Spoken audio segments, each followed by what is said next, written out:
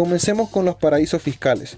Como ya antes explicamos, un país recoge sus ganancias por los impuestos de renta y de IVA. La idea es que entre más alto es la renta debe ser menos la IVA, o viceversa, entre más alto es el IVA, menor es la renta. Los paraísos fiscales son aquellos países, mayormente islas, que necesitan de inversión extranjera, es decir, de empresas de otro país que inviertan al instalarse ahí para generar más empleo, ya que si una empresa llega a uno de esos países deberá contratar gente de ese país.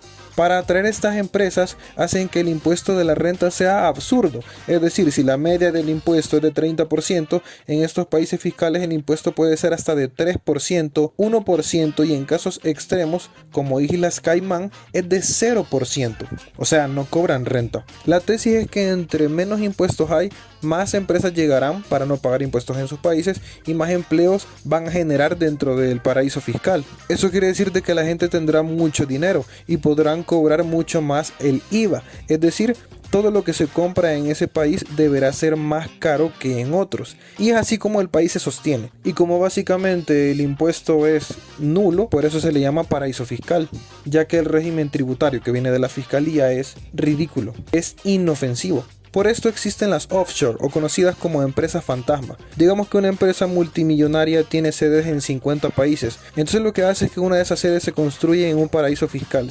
Y a esa sede se le transmite todo el valor intelectual de la empresa, es decir, patentes de marca, algoritmos de código de programación, fórmulas, etc.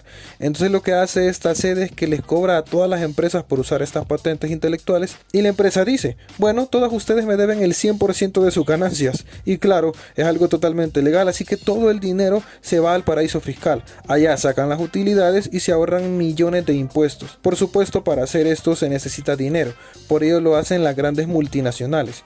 Se estima que en promedio lo que una persona en Europa paga de impuestos al año es mayor de lo que paga una empresa multimillonaria entera. Así de extremo, solo para que se imaginen la realidad de la vida. La tesis es que los impuestos es una forma de compensar y retribuir una comisión al país que te prestó su población, mercado, infraestructura y te dio la vida.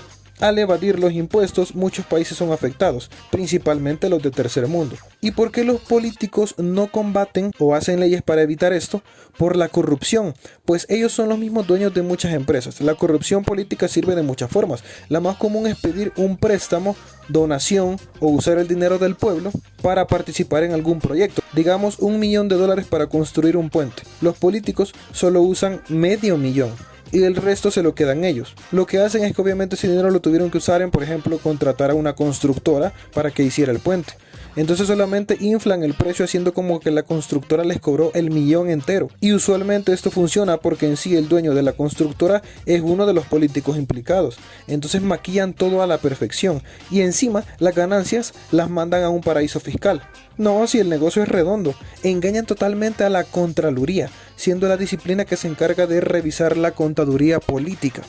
Ahora ustedes estarán pensando, hey, pero si Islas Caimán cobra 0%, me imagino que todas las empresas se van para allá. Y no es así, ya que los paraísos fiscales no solo brillan por ese factor, sino que tienen otros detalles. Y es la confidencialidad de los datos. La idea es que no se auditen los números empresariales, entonces nadie sabe realmente el porqué de los resultados. Esto sirve para lavar dinero. Para entender el concepto de lavar dinero, imagínense que por lavar dinero nos referimos a justificarlo o limpiarlo, ya que tiene que ver con alguien que gana dinero haciendo algo ilegal y lo justifica diciendo que ese dinero realmente viene de otra cosa que sí es legal. Y es que si un narcotraficante genera miles de millones de dólares y empieza a comprar cosas caras, carros, joyas, mansiones, etc., lo meterían preso, y no por vender drogas, sino por no pagar impuestos. Claro, el Estado se dará cuenta de que está viviendo como rey y no está pagando impuestos de nada. Pero ¿y cómo va a pagar impuestos si obviamente no tiene inscrita su empresa? No existe un narcotraficante SADCB.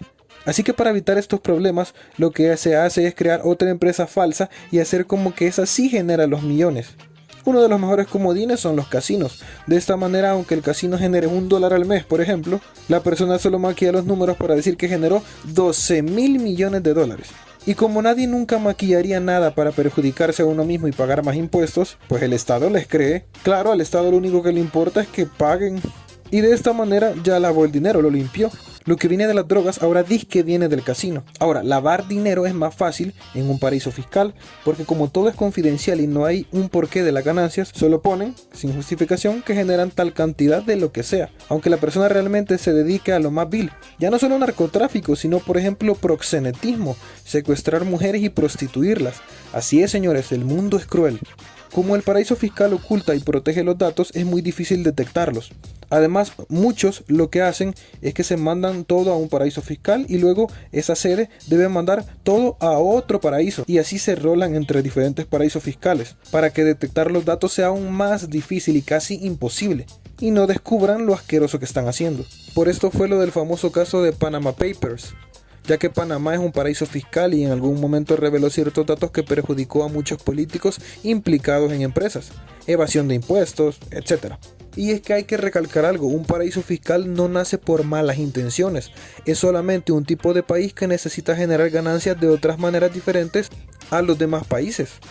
Y las multinacionales, o sea las empresas poderosas, se aprovechan de esto.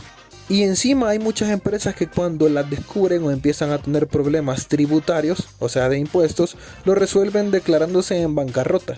Y es que cuando tú te declaras en bancarrota automáticamente ya no pagas y se te perdonan todas tus deudas. Claro, la desventaja es que quedas tachado por aproximadamente 10 años donde ya no puedes pedir un préstamo, sacar un crédito, pagar a plazos algún producto o incluso te afecta para pedir empleo cuando se trata de alguna persona. El proceso de declararse en bancarrota no es fácil, dura meses y se debe justificar bien. Pero cuando la empresa maquilla bien sus números, se declara en bancarrota y fácil se quitan los impuestos de encima. Y ahora solo usan ese dinero que maquillaron para inscribir otra empresa nueva y volver a comenzar desde cero, para volver a seguir haciendo sus artimañas. Por ello las grandes empresas tienen un aporte tributario tan minúsculo que se sabe que la base económica mundial es de las pymes, es decir, las pequeñas y medianas empresas, quienes obviamente sí pagan sus impuestos con normalidad, ya que no tienen el presupuesto suficiente para irse a un paraíso fiscal. Y aquí es donde entramos en un conflicto. Obviamente, muchas de estas empresas no les gusta pagar impuestos, y si te pones a pensar, razón tendrán. Imagínate, has luchado y tienes una pequeña empresa que te ha costado, y debes dar el 30% de tus ganancias a un gobierno corrupto que lo que va a hacer es usar ese dinero para aumentar sus ganancias de sus propias empresas y encima evadir los impuestos en paraísos fiscales. Es totalmente duro y es un tema delicado. Este fue un extracto del video completo sobre esta temática. Si te interesa verlo y aprender más, tendrás el link en la descripción.